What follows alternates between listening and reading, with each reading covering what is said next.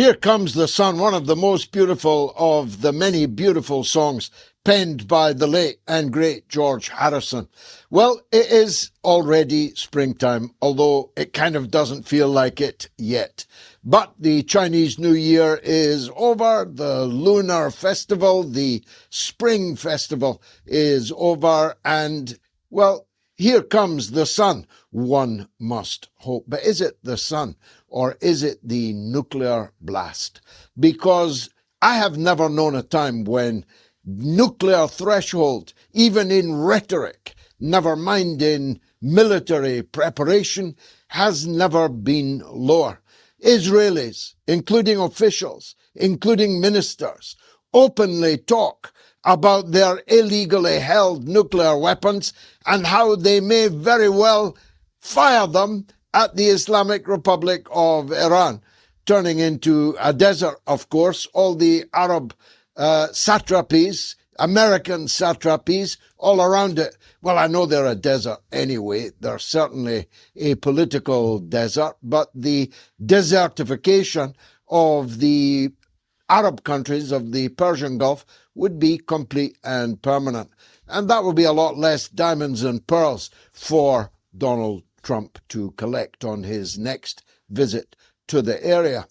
But even more alarmingly, my own country and France, that is to say, the governments of Britain and France, are reportedly proposing to transfer nuclear materials for the production of a dirty nuclear bomb to give little Zelensky leverage in the talks going on between the United States and the Russian government. If that's true, and it has not properly been denied, it has not been repudiated as an aim, then the lunatics have truly taken control of the asylum. This would not just be a criminal act. This would not just be an insane act.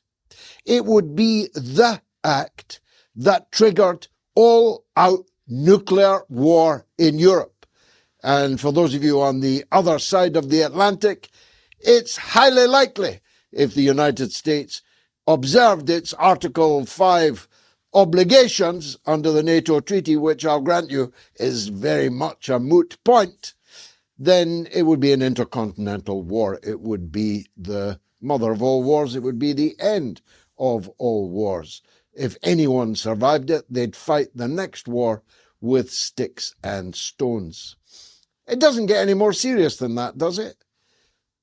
The British government, with 11% approval rate in British public opinion, the French government, not much more popular, if more popular at all, are proposing to transfer their nuclear technology to the most unstable, to the most deeply corrupt, and to the most anti-democratic, the most illegitimate government in the continent of Europe.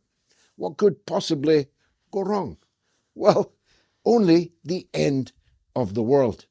Give me love, give me peace on earth, sang George Harrison. All things must pass, said he. Well, all things must pass, including he.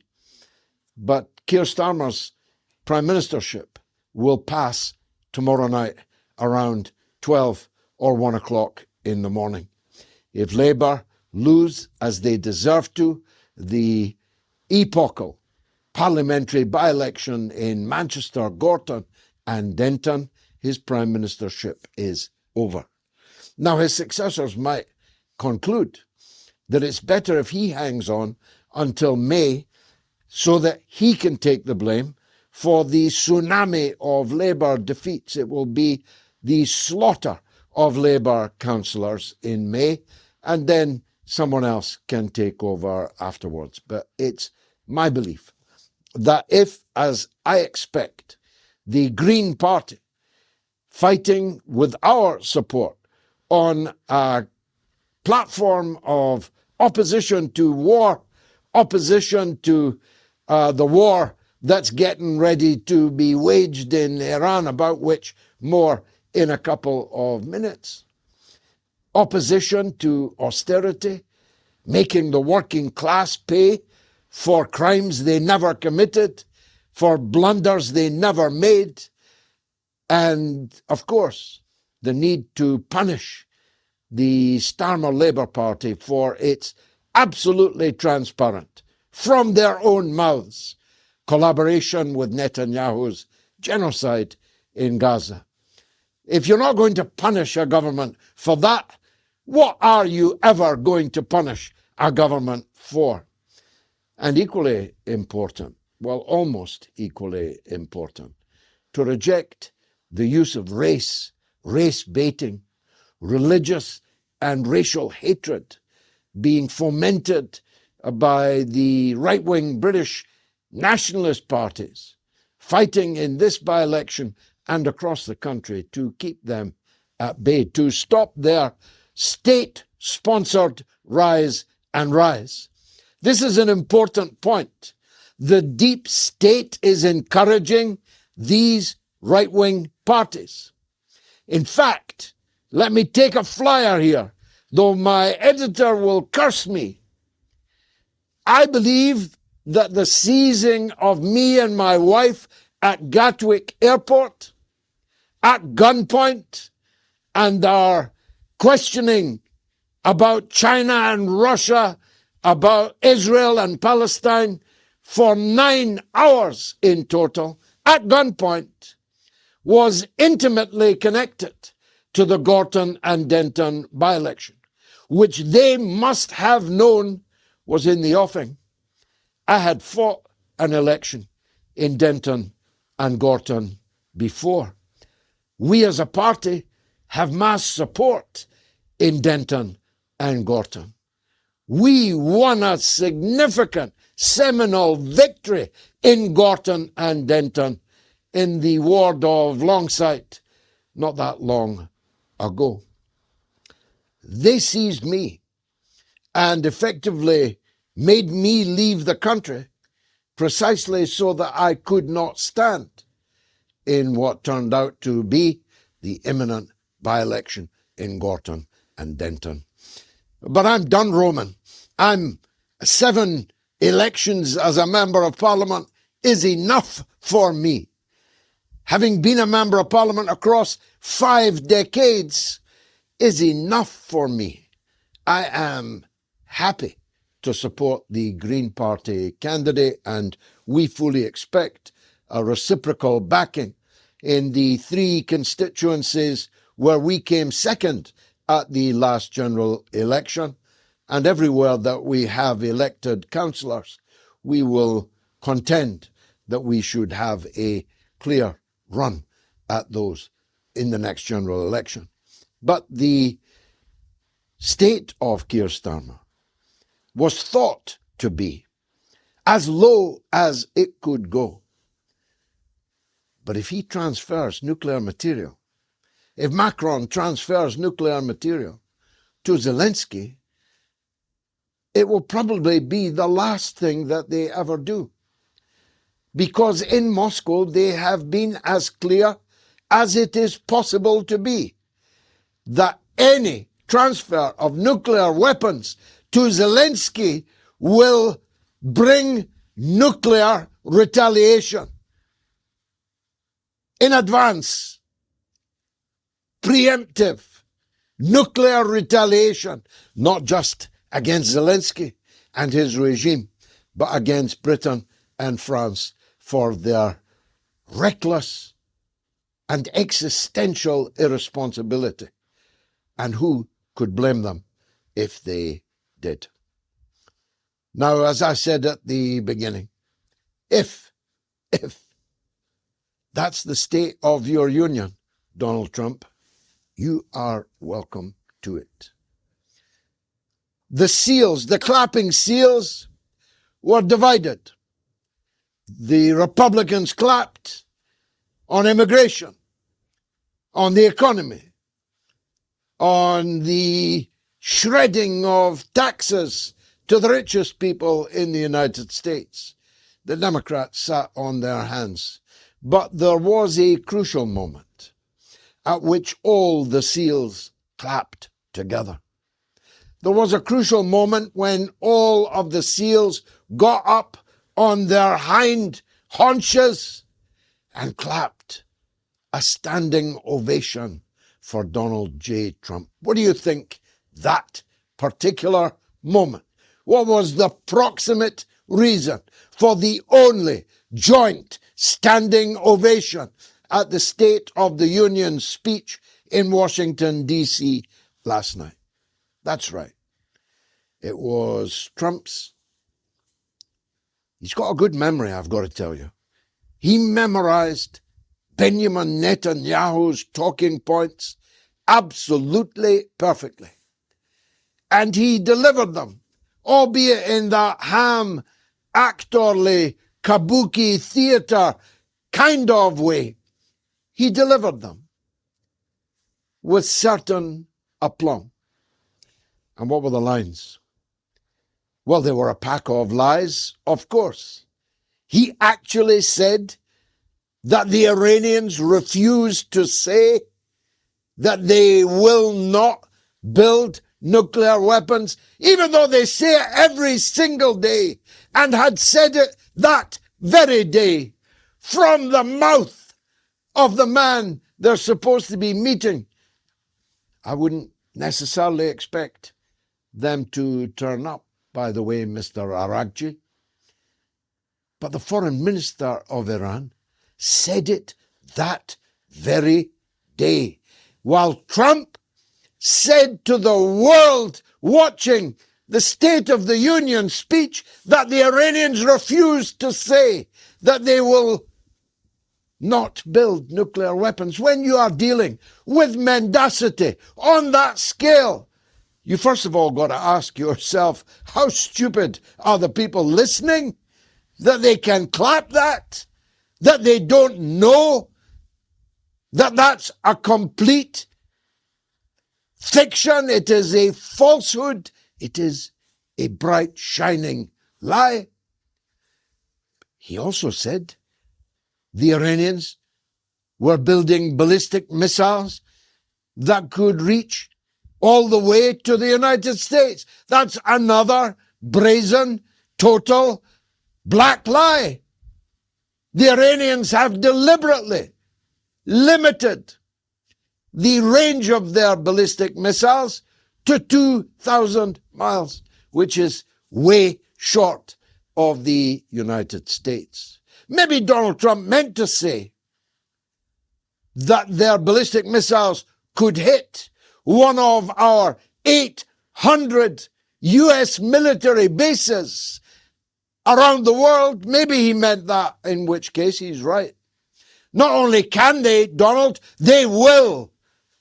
They will hit every United States base, and the poor bloody infantry of the United States Army, Navy, and Air Force will pay with their blood, which Lindsey Graham says is a price worth paying to defend Netanyahu and Israel. For make no mistake, that is the one and only reason why the United States imminently, apparently, is going to launch a shock and awe mass bombardment for weeks of Iranian people, property, and things, of Iranian infrastructure, water, electricity, houses, priceless architectural treasures, including, by the way, some of the most priceless Jewish architectural, historical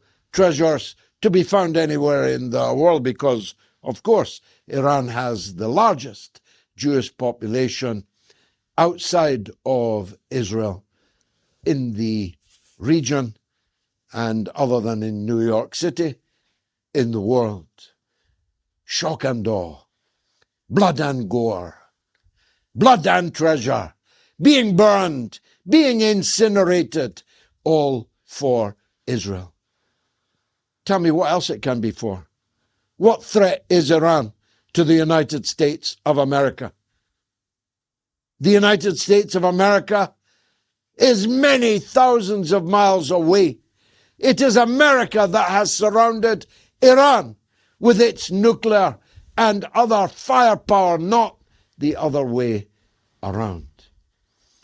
The people of Iran have not invaded anybody in 300 years, but plenty of people have invaded them, and all of them with the support of the very powers that are currently besieging Iran right now. The Iranians are not going to build a nuclear war. More fool them, in my opinion. I saw little Kim Jong-un being re-elected as the Korean Workers' Party president. Seems popular, by the way. There's nobody floating aircraft carriers off the coast of Korea. There's nobody threatening to invade North Korea. There's nobody sending Starlink illegal paraphernalia into North Korea.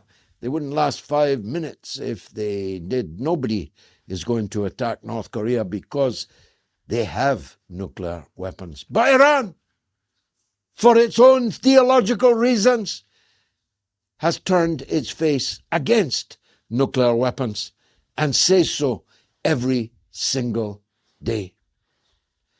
The United States has no casus belli other than the hatred of Netanyahu for Iran and the determination of the Greater Israel Project to completely dominate from the River Nile to the River Euphrates in Iraq, taking out half of Egypt, taking out all of Palestine, all of Lebanon, all of Jordan, much of Saudi Arabia, and half of Iraq. That's their Greater Israel. They wear patches on their military sleeves delineating this Greater Israel. What do you think those two stripes on the Israel flag represent? They represent the Nile and the Euphrates. When they say from the river to the sea, they don't mean the Jordan River and they don't mean the Mediterranean Sea. That's what this is all about.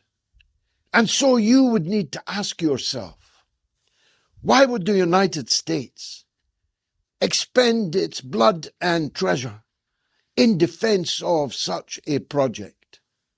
Why would the United States destroy its own allies, having gratuitously insulted them in the mouth of Mike Huckabee last week? Why would it now endanger the very existence of the family dictatorships that rule the Arab countries in the Persian Gulf? Why would they do that? The answer is Jeffrey Epstein.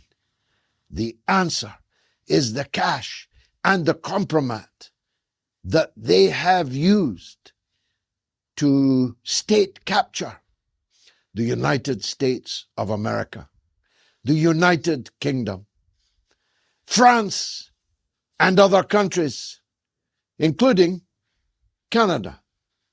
And I'm about to speak about Canada right after this short break. It's Yves Engler, the man who should be leading the Democratic Party in Canada, the NDP, which should be the real opposition to imperialist policies, all coming up right after this. Stay tuned.